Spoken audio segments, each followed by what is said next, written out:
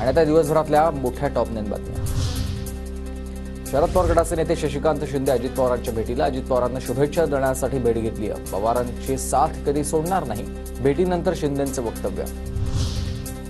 विरोधी पक्षाचे नेते आज बीड आणि परभणीच्या दौऱ्यावर जाणार आहेत। मस्साजोगमध्ये संतोष देशमुख हत्या प्रकरणी त्यांच्या कुटुंबियांची ते भेट घेणार आहेत, तर परभणीत सोमनाथ सूर्यवंशीच्या कुटुंबियांची देखील भेट घेण्याची शक्यता आहे। परभणीमध्ये घडलेल्या घटनेबाबत आज सभागृहात चर्चा होणार आहे। नियम 101 अन्वये आपत्कालीन चर्चा केली जाईल। विरोधकांकडून करण्यात आली होती चर्चेची मागणी। विधानसभा अध्यक्षापाठोपाठ आता विधान परिषद सभापतीपदही भाजपकडेच। राम शिंदे आज अर्ज दाखल करतील, तर सभापतीपदासाठी शिवसेना आग्रही होती।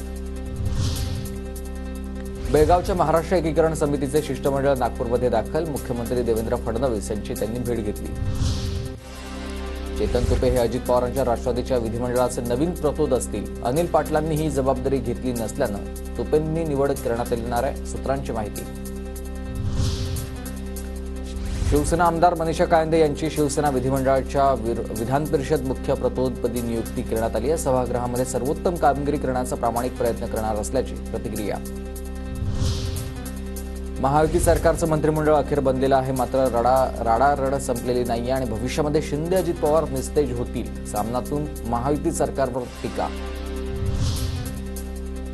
मस्साजोगमधील संतोष देशमुख हत्या प्रकरणातील आरोपी आणि पोलीस अधिकारी राजेश पाटलांची भेट। केजमधील हॉटेलमध्ये भेट झाल्याचा सीसीटीव्ही व्हिडिओ समोर आला आहे।